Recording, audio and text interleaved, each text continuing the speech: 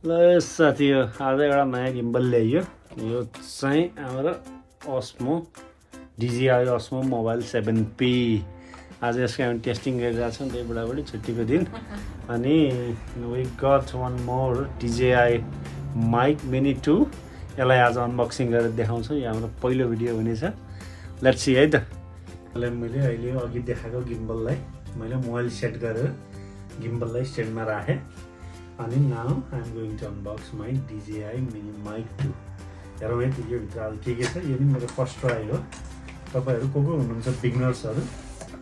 Comment down गर्नुहोस् है त यसमा के रहेछ यो बक्स छ यो भित्र एउटा म्यानुअल राखेको छ अनि यो भित्र हेरौँ है लेट्स ओपन इट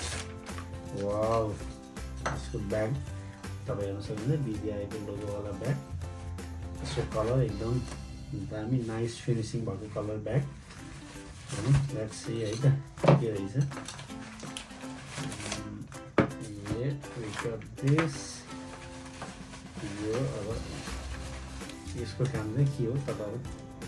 आफै थाहा पाउनुहुन्छ है त यो ब्यागभित्र यति कुरा रहेछ यो चाहिँ हाम्रो DJI को ब्याट्री सेटअप सायद यो माइकहरु पनि छ ब्याट्री भयो charging case let's open it एकदम लामो पर्खाएपछि यो आएको हो so I am really excited ल यसको फर्स्ट लुक है त प्रेस टु अनलक यहाँ प्रेस गर भनेर चाहिँ सायद होपफुल्ली यहाँ यो हामीले स्टिकर निकाल्नु पर्ने छ यो स्टिकर निकाल्यौँ भने हामीले यसलाई अनलक गर्न पायौँ okay now just press it and then wow see how beautiful yeah see यो यस्तो फर यो विन्डसिल्ड अनि what else त्यसै गरी हामीसँग यो आएछ यो एउटा छ हामीसँग type C charging cable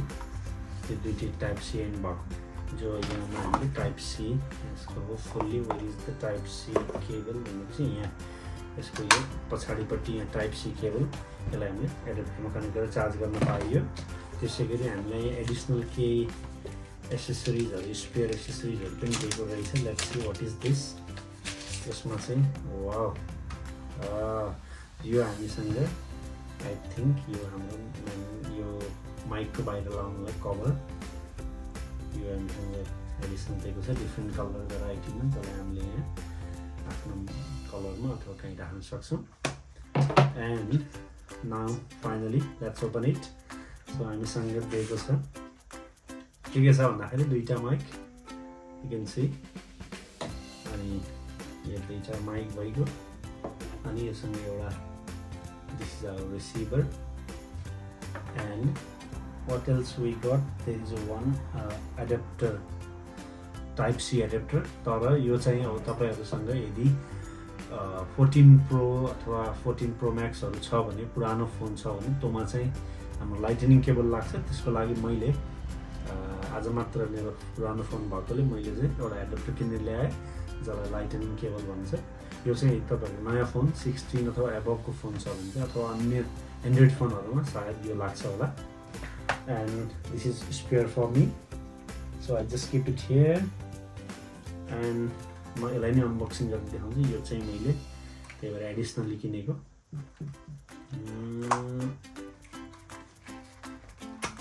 let's open it wow it's so small सानो रहेछ पैसा चाहिँ महँगो so yeah this is the one so यो केबल हामीले योलाई चाहिँ हामीले टक्क आफ्नो मोबाइलमा कनेक्ट गर्ने यसलाई चाहिँ हामीले यहाँ रिसिभरमा तपाईको कहाँ लाग्छ भनेपछि म नि पहिलो युजर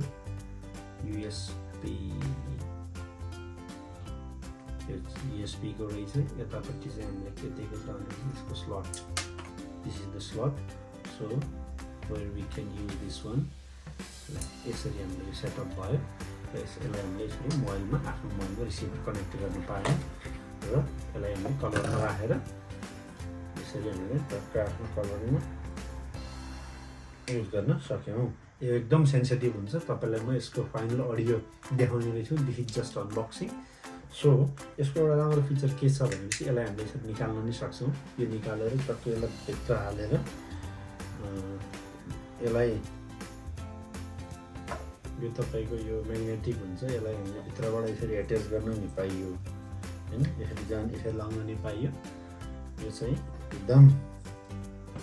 म्याग्नेटिक भएकोले यसलाई चाहिँ एकदम विन्डी एरिया छ भने त्यस्तो केसमा चाहिँ यो हामीले विन्डसिल्ड प्रयोग गर्छौँ। यसलाई चाहिँ निकाल्ने कसरी होला टुट्छ भन्ने डर मलाई लाग्छ सामानले के गर्न। अब सो रिलेटेड दिसमा अहिले ननिकालिहालौँ, नयाँ सामान फेरि टुट्ला भन्ने डर। Anyway okay that's all whatever we got. हामीसँग यति सामान आयो। तपाईँलाई म अहिले यसको अडियो टेस्ट गरेर देखाउँछु। वाच